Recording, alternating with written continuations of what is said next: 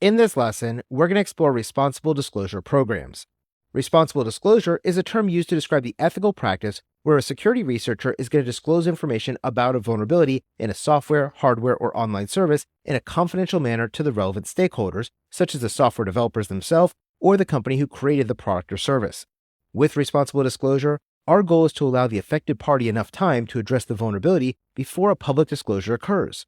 So, what does responsible disclosure look like? Well, let's pretend that a security researcher just discovered a new vulnerability in a particular software application. Before they post about it in their blog, they should first contact the owner or developer of that affected product, service, or system privately through some kind of official communication channel, like sending them an email to that organization's cybersecurity team. The researcher will usually provide the organization with enough information for them to fully understand and replicate that vulnerability. The security researcher and the organization will then agree upon a time frame before a public disclosure is going to be made. That way, the organization can work to mitigate that vulnerability and deploy a security fix or hotfix to patch that software for all of its end users.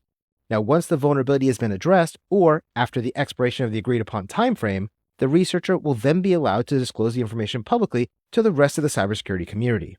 This process ensures that the vulnerability is not maliciously exploited by a threat actor, while legitimate end users are still waiting for the software developer to create some kind of a hot fix or security fix and then deploy it to all of their customers. This kind of responsible disclosure is great, but many organizations actually take it a step further by developing a robust responsible disclosure program known as a bug bounty program. Now, an organization can create a bug bounty program to encourage cybersecurity researchers to find and report vulnerabilities in the organization's own systems. By offering monetary rewards to the cybersecurity researchers when they find a validated vulnerability in the organization's software, the security researchers are being incentivized to participate in our organization's responsible disclosure program in a more controlled and ethical manner. Now, bug bounty programs can be run internally by an organization, or they can be facilitated through a third-party platform that specializes in connecting security researchers with an organization. There are many publicly available bug bounty competitions available on platforms like HackerOne, BugCrowd, and Synack, which all provide security researchers a structured environment where they can submit the vulnerabilities that they discover directly for verification, prioritization, and mitigation by the owners of the software or service. Now, your organization will find that there are several benefits to implementing one of these responsible disclosure and bug bounty programs. First, bug bounty programs help to increase the security of your organization. By opening up the systems to additional scrutiny by external security researchers, an organization can uncover and fix vulnerabilities that might have been overlooked by their internal teams or external consultants and penetration testers that may have been contracted to do it for them. Second, bug bounty programs can foster community collaboration. By establishing a channel of communication with security researchers, organizations can build a community that's invested in the security and reliability of their products. Third, bug bounty programs are very cost-effective.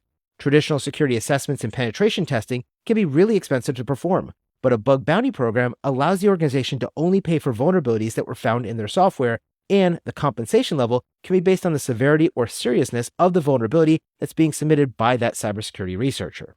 But we also have some challenges and considerations that come with running a responsible disclosure or bug bounty program. Your organization has to ensure clear communication is occurring regarding the scope of the program, the rules of engagement, and the rewards that are going to be issued to ensure your program will be successful. It's also critical to establish legal protections for your cybersecurity researchers who are going to be acting in good faith to ensure they're not held liable for any issues that may occur as a result of their participation inside of the bug bounty program, as long as they stay within the rules of engagement that you've set up for your particular program. So, if you want to create an effective responsible disclosure or bug bounty program, you need to make sure you're also following some good industry best practices for doing these programs.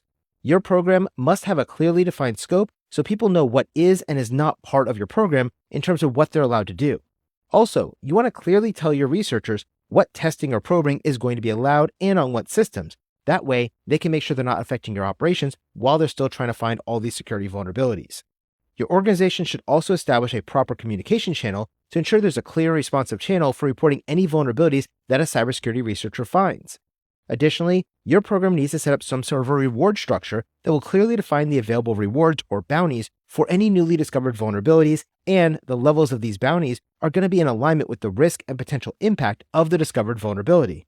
If somebody finds a remote code execution that we would consider to be a level 9 or level 10 vulnerability, that's going to pay a lot more money than something like an information leak that may only be a level 1 or level 2 vulnerability. Another key to a successful program is to create clear timeframes for the acknowledgement, validation, and remediation of any reported vulnerabilities. After all, if a security researcher takes the time to find a vulnerability in your system and reports it, they want to make sure they're hearing from you that you've received it, that you've analyzed it, and that they've been awarded some sort of compensation or bounty for finding that vulnerability once you verify it was a real vulnerability in your system. Also, you want to make sure you're having full transparency inside of your bug bounty program.